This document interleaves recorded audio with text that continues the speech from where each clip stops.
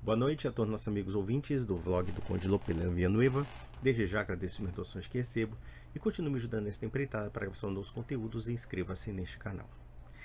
O senhor Lucas Banzoli gravou um vídeo citando o meu nome, mas o que me chamou a atenção é que ele não refutou absolutamente nada. Ele simplesmente tentou me estigmatizar, soltou um conjunto de insultos desconexos, mostrou um certo grau de desequilíbrio emocional e, no final das contas, direcionou os ataques justamente ao Gabriel Fisk e, inclusive, querendo ensinar inglês a um professor de inglês como ele, um grande estudioso de inglês antigo. Ou seja, o Gabriel Fisk não somente estuda inglês, como ainda estuda a história da língua inglesa. E eu posso dizer que a resposta do Gabriel Fisk foi, assim, uma das mais humilhantes que eu já vi na história do Lucas Banzoli. Mas isso revela claramente que o Banzoli é uma pessoa que tem problemas psicológicos. Por quê? Porque ele é realmente um mentiroso compulsivo. Ele mente e transforma todos os seus argumentos numa camada de mentiras sem fim. Quando nós mostramos claramente, isso está muito evidenciado, e observem que isso é um pensamento comum, tá? É um pensamento comum que você vai encontrar no meu vídeo, você vai encontrar nos vídeos do Fisk e no vídeo de um cristão ortodoxo, como o André Luiz, o mesmo ponto de convergência no que diz respeito ao fato de que a sola escritura é algo inexistente nos textos patrísticos. Ou seja, no final das contas, o Banzoli inventou uma história fraudulenta para justificar um argumento que só existe no século XVI. Vamos analisar o caso aqui, que eu estou com um texto de Irineu de Lyon, e mostrando claramente como Irineu de Lyon encara a tradição apostólica. Não da forma como Banzoli argumenta. Uma hora ele nega totalmente a validade da tradição. Outra hora, quando a gente mostra a tradição, ele diz que essa tradição, na verdade, não é extra-bíblica. Sabe-se lá o que significa isso. Justamente porque, quando nós observamos a história da Sagrada Escritura, nós sabemos claramente que a tradição precede a Escritura e não o contrário. Então, não há muito sentido em alguém dizer que a tradição nasce da Escritura, quando, na verdade, foi uma tradição oral que não somente foi inspiradora para escrever a Sagrada Escritura, como ainda essa mesma tradição afirma canonicamente o que é essa escritura. Isso porque nós temos que entender que na época de Irineu de Lyon não havia uma definição formal canônica. Havia inúmeras variações de vários textos sagrados, tanto do Antigo como do Novo Testamento, em várias igrejas cristãs. Então, logo, como é que pode ter uma sola escritura se nem a definição canônica existia entre as igrejas? Ora, qualquer escritura que seja subtraída ou que seja acrescentada no que diz respeito ao conjunto do texto bíblico, claro que isso influencia no sentido da compreensão dos dogmas de fé, como também do próprio cristianismo. Então, logo, a argumentação dele não se sustenta historicamente avaliando essa obviedade da obviedade de quem estuda a história do texto bíblico. Por outro lado, eu gostaria de ler alguns trechos aqui, não somente dentre inúmeros trechos que Banzoli suprimiu deliberadamente para fabricar uma ideia que é falsa sobre a patrística, como eu também queria citar um outro trecho da obra dele em defesa da sua escritura, em que mostra claramente que ele não leu nenhum autor patrístico, e em particular ele não leu Irineu de Lyon, como inclusive ele faz citações desconexas que mostram que o teor do texto é completamente diferenciado daquilo que ele escreve. O que é mais assim escandaloso nessa história é que até ontem o Banzoli encheu a boca para falar do professor Lucas Lancaster, dizendo que o Lucas Lancaster era um falsificador. E, na verdade, dentre as mais de 100 citações de Lucas Lancaster com relação à patrística, ele apenas, na verdade, nem mesmo se equivocou. Ele colocou uma versão latina de Eusébio e não se atentou à versão grega do texto de Eusébio de Cesareia. Aí o que o Banzoli fez? começou a dizer que ele estava mentindo porque ele escolheu uma das interpretações, ou pelo menos uma das versões dos escritos, e o próprio Lucas Lancaster, de uma forma bastante transparente e honesta, se retratou. Ao contrário de você, seu vagabundo, seu safado, que até agora você só está mentindo de uma forma descarada. E está muito evidente as suas mentiras, seu Banzoli. Você é um mentiroso compulsivo, isso está muito evidente. Vamos analisar aqui o que Irineu de Lyon entende por tradição, e isso demole a ideia que é muito comum entre os protestantes de que a tradição, conforme entendem os autores patrícios, tinha que se adequar à escritura, coisa que não tem a menor lógica. Sendo as nossas provas tão fortes, não é necessário procurar noutras pessoas aquela verdade que facilmente podemos encontrar na igreja. Aqui não tem nada de escritura, ou seja, ele está atribuindo à igreja aquilo que Paulo de Tarso falaria, por exemplo, em 1 Timóteo capítulo 3, versículo 15. Casa do Deus vivo, coluna e fundamento da verdade. Lembre-se disso. Porque os apóstolos trouxeram, como num rico celeiro, tudo o que pertence à verdade, a fim de que cada um que o deseje encontre aí a bebida da vida. Ou seja, ele está atribuindo, na verdade, à igreja a porta-voz de falar a verdade apostólica. Esse é o primeiro ponto. É ela definitivamente o caminho de acesso à vida, e todos os outros são assaltantes e ladrões que é mister evitar. Olha só, ele está dizendo que a igreja é o caminho de acesso à vida. Eu pergunto para vocês uma coisa, onde é que está aqui só da escritura? Leia o conjunto do texto que vocês vão ver que essa tal só da escritura, como ele desenha, não existe. Por outro lado, olha aqui, por outro lado, deve-se amar com zelo extremo o que vem da igreja e guardar a tradição da verdade. Ora, se surgisse alguma controvérsia sobre questões de mínima importância, não se deveria recorrer às igrejas mais antigas, onde viveram os apóstolos, para saber delas sobre a questão em causa, o que é líquido e certo? E se os apóstolos não nos tivessem deixado as escrituras, não se deveria seguir a ordem da tradição que transmitiram aqueles aos quais confiavam as igrejas? Eu pergunto uma coisa para vocês, onde é que está aqui a sua escritura? Ele está colocando, inclusive, a tradição acima da escritura, porque ele está dizendo o seguinte, que se os apóstolos não nos deixassem as escrituras, onde é que a gente poderia apelar ao conhecimento da doutrina cristã? Na tradição e na própria igreja. Aqui nós temos uma descrição clara daquele trinômio que é o pavor dos protestantes. O magistério da igreja, a tradição apostólica e a própria escritura. Então aqui está claramente que as escrituras se subordinam a uma tradição e não o contrário. Vamos repetir. E se os apóstolos não nos tivessem deixado as escrituras, não se deveria seguir a ordem da tradição que transmitir àqueles aos quais confiavam as igrejas? Então ele não está condicionando aqui a escritura. E mesmo que alguém pudesse dizer, mas se eles deixassem as escrituras, nós deixaríamos de confiar na tradição oral das igrejas? A resposta também é um não. Pelo contrário, nós confiaríamos nas escrituras e confiaríamos na tradição deixada pelas igrejas, que também afirmam, por exemplo, qual é a autoridade das escrituras. Quais escrituras nós devemos, de fato, acreditar? Ou então, por exemplo, como entender as escrituras? Observe aqui uma coisa interessante. Muitos povos bárbaros que creem em Cristo se atêm a essa maneira de proceder, ou seja, da tradição oral, sem papel nem tinta.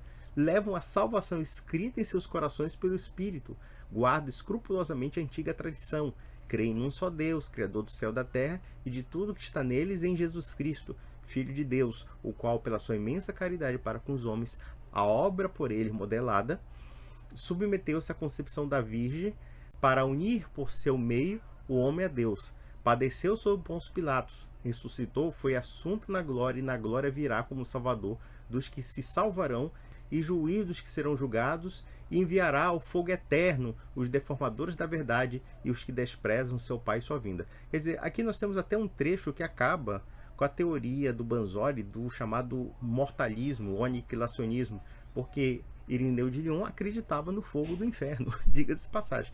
Veja uma coisa muito interessante nesse trecho.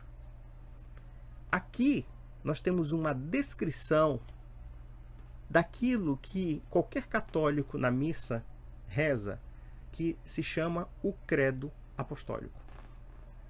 creio em Deus Pai Todo-Poderoso, Criador da céu e da terra, e em Jesus Cristo, seu único Filho, nosso Senhor, que foi concebido pelo poder do Espírito Santo, nasceu da Virgem Maria e padeceu sob Pôncio Pilatos. Foi crucificado, morto, sepultado, desceu à mansão dos mortos, ressuscitou no terceiro dia, assim sucessivamente. Então, observe aqui que a fonte pelo qual ele descreve a fé cristã é o credo apostólico. Aliás, essa citação do credo apostólico, que é basicamente um resumo da fé cristã, nós ouvimos, por exemplo, em algumas cartas de Santo Inácio de Antioquia. Então é simples. Então observem que o peso da tradição é uma fonte de conhecimento correlata à Escritura e não sujeita à Escritura, como ele está falando. Os iletrados que aceitaram esta fé são os bárbaros quanto à nossa língua, mas, no que se refere ao pensamento, aos usos e costumes, são pela fé sumamente sábios e agradáveis a Deus, e vivem na completa justiça, pureza e sabedoria. Vejam que tem outros aspectos interessantes nessa frase. Boa parte dessas pessoas são analfabetas. Elas não têm conhecimento escrito da Bíblia, ou do Novo Testamento, ou pelo menos dos Evangelhos, acessivamente. Quer dizer, todo o conhecimento que essas pessoas têm são orais. Elas ouvem a pregação da igreja e confiam na igreja. Então eles não examinam as escrituras, por exemplo.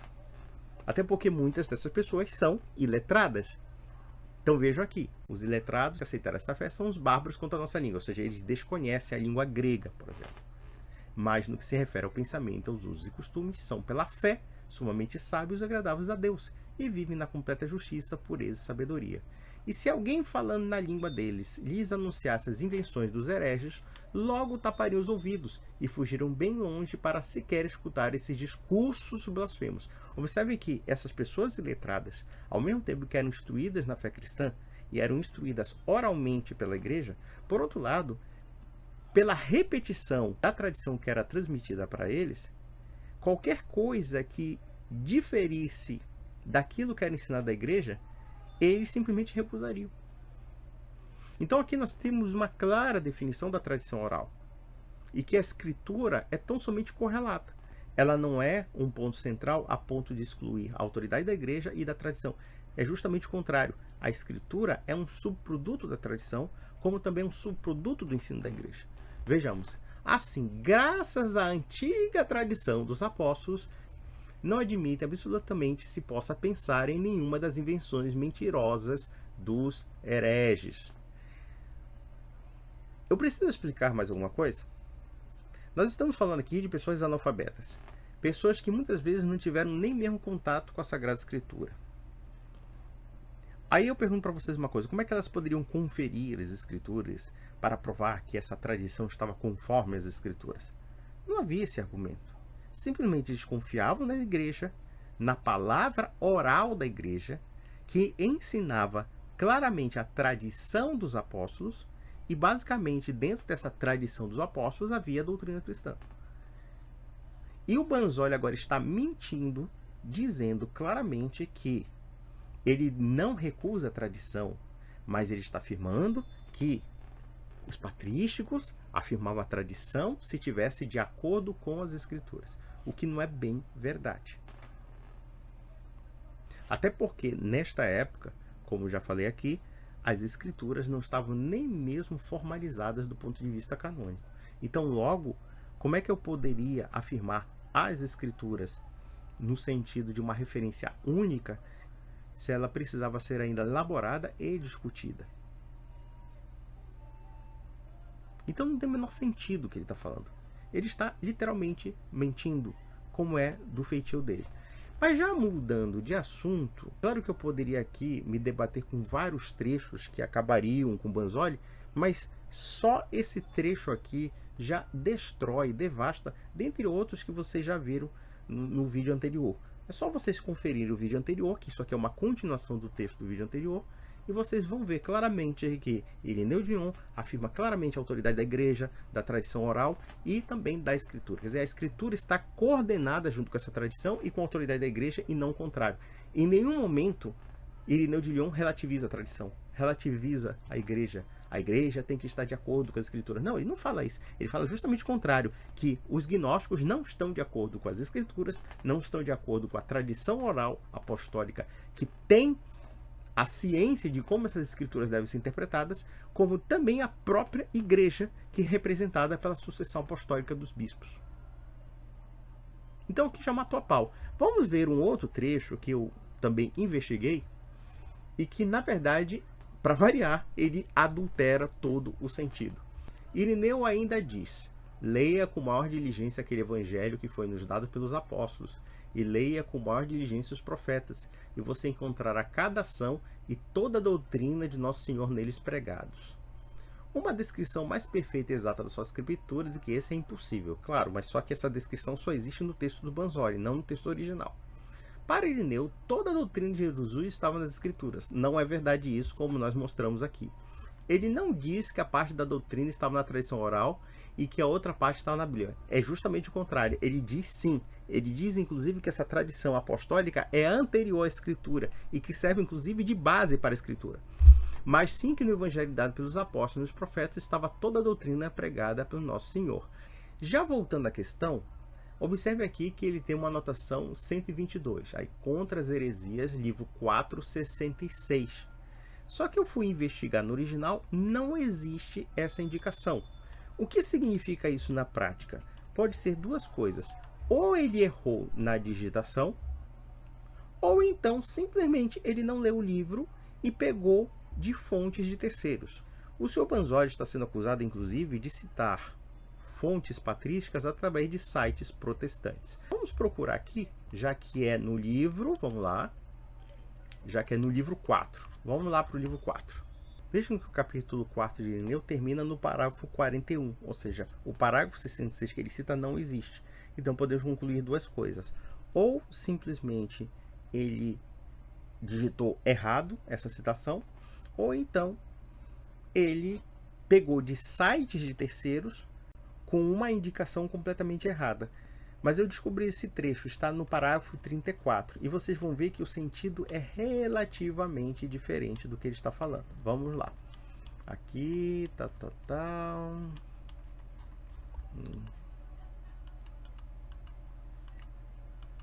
Pronto, a novidade é o próprio Senhor. Contra todos os hereges, e primeiramente contra os discípulos de Marcião, e os que com eles dizem que os profetas foram enviados por outro Deus, diremos: lede com maior atenção o evangelho que nos foi dado pelos apóstolos. Lede com maior atenção as profecias, e podereis comprovar que toda a obra, toda a doutrina e toda a parte do Nosso Senhor foi predita por eles. Observe aqui que ele coloca um condicionamento, que na verdade os hereges gnósticos estavam afirmando uma outra noção de divindade, porque o Marcião acreditava que o Antigo Testamento e o Novo Testamento não tinham o mesmo Deus. Ele dividia os deuses. Ele dizia que existia um Deus mau, propriamente dito, e existia uma espécie de Deus bom. Então ele queria basicamente anular o Antigo Testamento por conta disso. E aí Irineu de Lyon fala, olha, lendo os evangelhos, lendo os profetas, lendo, no caso, tanto o Antigo como o Novo Testamento, nós vamos ver que toda a doutrina e toda a paixão do Nosso Senhor foi predita por eles. Ou seja, predita por quem? Predita pelos profetas do Antigo Testamento. Então ele não está dizendo aqui no texto que necessariamente toda a doutrina cristã comporta somente nos textos escritos. Ele não está dizendo isso. Existe um condicionamento em torno do texto, que na verdade, como Marcion queria anular o Antigo Testamento, então ele diz o seguinte, ó, o mesmo Deus está no Antigo Testamento e no Novo Testamento. O Novo Testamento é a manifestação das profecias do Antigo Testamento, e que a gente observa que toda a obra, toda a doutrina, toda a paixão do Nosso Senhor foi predita por eles. Ou seja, ele está dizendo que todos os acontecimentos, toda a doutrina e toda a paixão, o que é toda a paixão? É, no caso, a crucificação do Nosso Senhor. Então, ele não está falando aqui das Escrituras como um todo. Então, observe a falsificação grosseira. A falsificação grosseira de um texto patrístico. Então, vamos lá, o que Banzori falou. Então, por exemplo, ele coloca aqui um texto, não entender que está só a escritura, e não tem nada de só a escritura aqui. Ele está dizendo tão somente que os profetas previram os acontecimentos de Nosso Senhor. Previram os acontecimentos da encarnação do Verbo. E por quê? Porque os gnósticos queriam anular o Antigo Testamento. Aí ele coloca aqui, para Irineu, toda a doutrina de Jesus estava nas Escrituras. Onde é que está aqui as Escrituras? Onde é que está aqui as Escrituras? Está falando de doutrina e está falando da ação e dos acontecimentos de Nosso Senhor. E da pregação de Nosso Senhor. Mas a pregação de Nosso Senhor não é uma questão escrita, é uma questão oral. E, inclusive, ele cita de forma errada. Ele cita um parágrafo que não existe. É uma coisa assim que nos deixa envergonhados. Eu mesmo ficaria profundamente envergonhado de escrever um livro como esse. Se esse livro fosse acadêmico, propriamente dito, ele seria banido e proscrito. E eu tenho certeza que tem muito pastor protestante hoje que evita esse texto. Por exemplo, Iago Martins, quando fez uma palestra sobre os patrísticos, ele citou Lucas Banzoli. Deu para reconhecer claramente pela linha de pensamento. Inclusive, ele falou que os autores patrísticos defendiam a sola escritura. Agora, ele mudou um pouco de ideia. Agora, ele está dizendo que a patrística é um bebezinho teológico. É um bebezinho teológico por quê? Porque não condiz com o que ele acredita particularmente. Antes, todo protestante alardeava que a igreja primitiva era a igreja deles. Agora, quando eles percebem que a igreja dita primitiva já não é tão primitiva assim, segundo eles, então eles precisam anular todos os primeiros séculos da história cristã. Olha só o nível de delírio.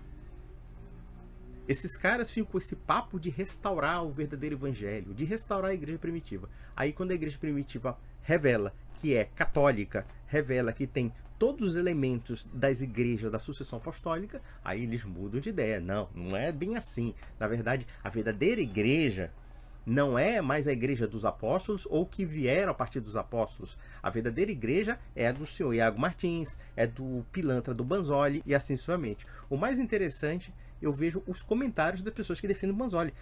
Com todo respeito aos meus amigos evangélicos, mas vocês estão passando vergonha. Você que está defendendo o Banzoli nessa altura do campeonato, você está passando vergonha. Você está passando tanta vergonha quanto votar no Bolsonaro e no Pablo Marçal. É o mesmo nível de picaretagem ou até pior. Porque no final das contas, revela-se claramente que Banzoli está fraudando a patrística. Fraudando deliberadamente para enxertar um pensamento que não é patrístico. E a gente sabe dos problemas relacionados à questão do cânon bíblico.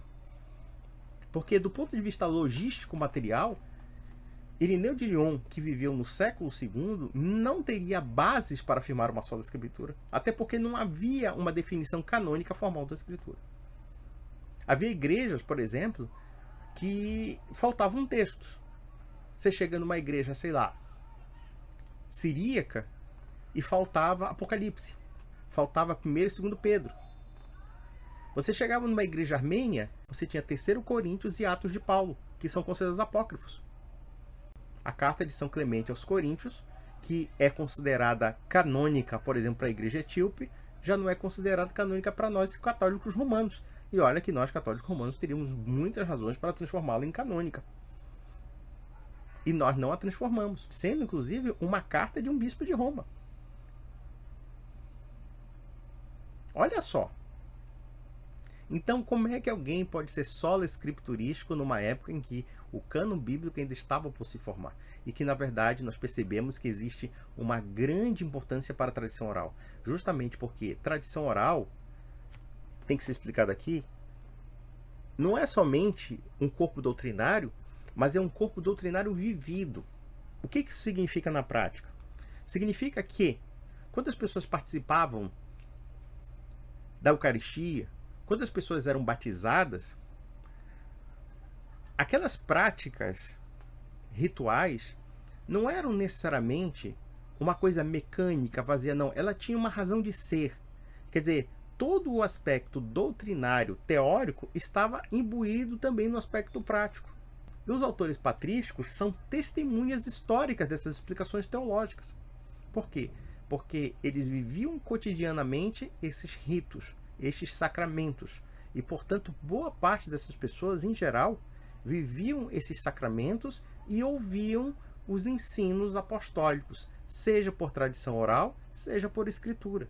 Então, por exemplo, nós temos na Escritura a manifestação do Verbo encarnado, nosso Senhor e Salvador Jesus Cristo. Nós temos, por exemplo, a presença real de Cristo na Eucaristia, ou pelo menos Jesus Cristo dizendo: quem não comer do meu corpo, beber do meu sangue, não entrará do reino dos céus. Quem não renascer da água do Espírito, não entrará do reino dos céus, e assim sucessivamente.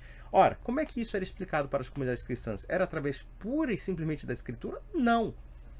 Era a Escritura e uma tradição oral que era correlata à Escritura. Até porque a tradição oral é anterior à Escritura e deu fundamento para a Escritura.